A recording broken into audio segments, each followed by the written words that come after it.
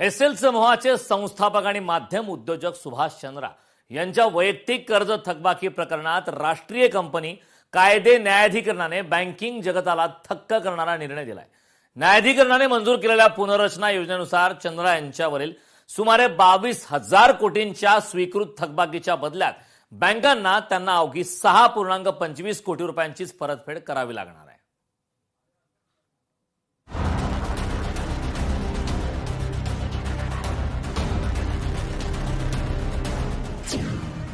बँकांवर 99.97% गंडांतर, 22,000 कोटींच्या थकबाकीसाठी अवघे 6.25 कोटी। थकबाकीदार सुभाष चंद्रा यांना मोठा दिलासा। एसएल समूहाचे संस्थापक आणि माध्यम उद्योजक सुभाष चंद्रा यांच्या वैयक्तिक कर्ज थकबाकी प्रकरणात मोठा दिलासा मिळाला आहे। राष्ट्रीय कंपनी कायदे न्यायाधिकरणाने बँकिंग जगताला थक्क करणारा निर्णय दिल्यामुळे बँकांचे थेट 99% नुकसान होणार आहे। 22,000 कोटींच्या थकबाकीवर सुभाष चंद्रा चुकवणार अवघे 6.25 कोटी रुपये। या निर्णयामुळे कर्जदात्या बँकांना यातून प्रचंड त्रास सोसावा लागणार आहे। वाणिज्य भाषेत बँकांना मोठे हेअर कट सोसावे लागणार आहेत। बँकांच्या थकवलेल्या गेलेल्या प्रत्येक 100 रुपयांमागे अवघे 3 पैसे सुभाष चंद्रांकडून परत मिळणार असून वसुलीचे हे प्रमाण अत्यंत अत्यल्प टक्के आहे। सुभाष चंद्रा यांच्या वैयक्तिक कर्ज थकबाकी प्रकरणात अनेक बँका आणि वित्तीय संस्थांनी या परतफेड योजनेला तीव्र विरोध दर्शवला होता। नाममात्र वसुलीचे प्रमाण, दाव्यांच्या पडताळणीवर आणि मतदानाच्या प्रक्रियेत सुभाष चंद्रा यांच्याशी कथितपणे संबंधित असलेल्या घटकांचा सहभाग यावर त्यांनी उपस्थित केलेले प्रश्न मात्र फेटाळून लावले गेले। याआधी एनसीएलटीच्या 2 सदस्यांच्या खंडपीठाने या योजनेवर विभाजित निर्णय दिला होता। खंडपीठातील न्यायिक सदस्य अशोक कुमार भारद्वाज आणि तांत्रिक सदस्य रीना सिन्हा पुरी यांनी कर्ज पुनर्रचना योजनेवर परस्पर विरोधी मते नोंदवली होती। भारद्वाज यांनी या योजनेच्या बाजूने कौल दिला होता, तर दुसरीकडे पुरी यांनी या योजनेत गंभीर कायदेशीर आणि प्रक्रियात्मक उणिवा असल्याचा निष्कर्ष काढला होता।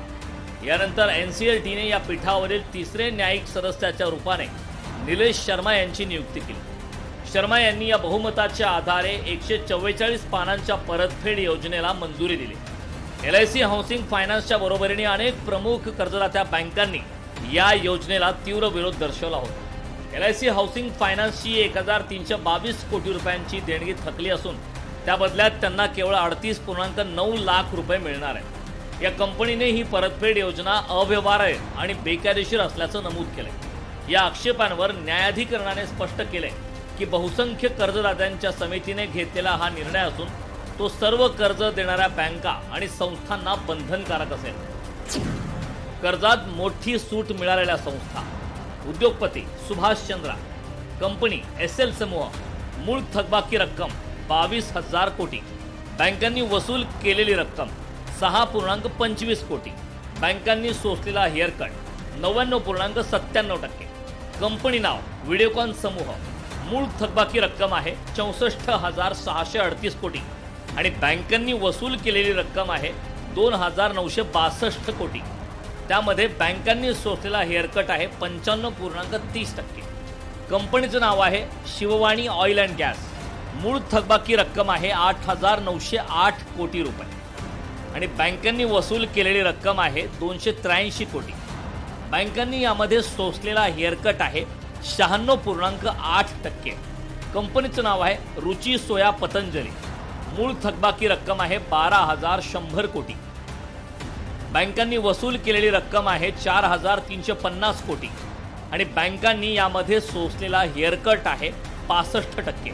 कंपनीचं नाव आहे भूषण स्टील, मूळ थकबाकी रक्कम आहे 56,000 कोटी, बँकांनी वसूल केलेली रक्कम आहे 35,200 कोटी आणि यामध्ये बँकांनी सोसलेला हेअरकट आहे 37%। माध्यम उद्योजक सुभाष चंद्रा यांच्या 22,000 कोटी रुपयांच्या एकूण थकीत कर्जाचा डोंगर अवघ्या 6.5 कोटी रुपयांच्या फेडीतून मिटवण्यास दिवाळखोरी न्यायाधिकरणाने मंजुरी देणाऱ्या या निवाड्यावर काँग्रेसने आता जोरदार टीका केली। हे बँकांचे केवळ हेअरकट नाही तर थेट मुंडन आहे असा घणाघाती आरोप करत काँग्रेसने या निर्णयामुळे दिवाळखोरी आणि नादारी संहितेद्वारे झालेली ही कारवाई म्हणजे कायद्याची उघडपणे चेष्टा असल्याचं म्हटलं। सुभाष चंद्रा यांच्याकडे उपलब्ध असलेल्या वैयक्तिक मालमत्तेच्या मूल्यापेक्षा या योजनेद्वारे मिळणारी रक्कम जास्त आहे आणि योजना नाकारली गेल्यास बँकांच्या हाती यापेक्षाही कमी रक्कम आली असते. सुभाष चंद्रा यांच्या वैयक्तिक मालमत्तेच्या मूल्यात गेल्या काही वर्षात प्रचंड घसरण झाली असून सध्या त्यांची मालमत्ता अवघी 31.79 कोटी रुपये उरली असल्याचं CNLTAच्या सुनावणी दरम्यान निश्चित झालंय.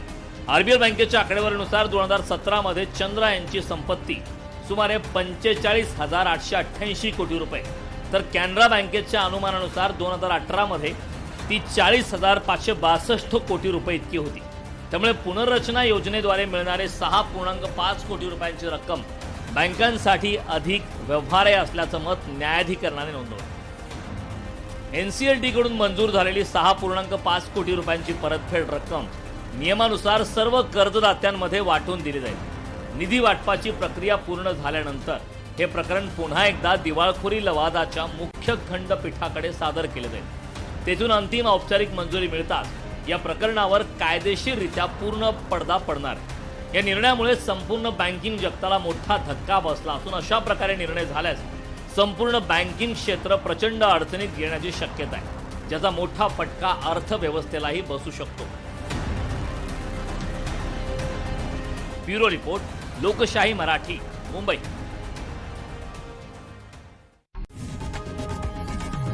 लोकशाही मराठी ऐका, पहा, जागरूक रहा.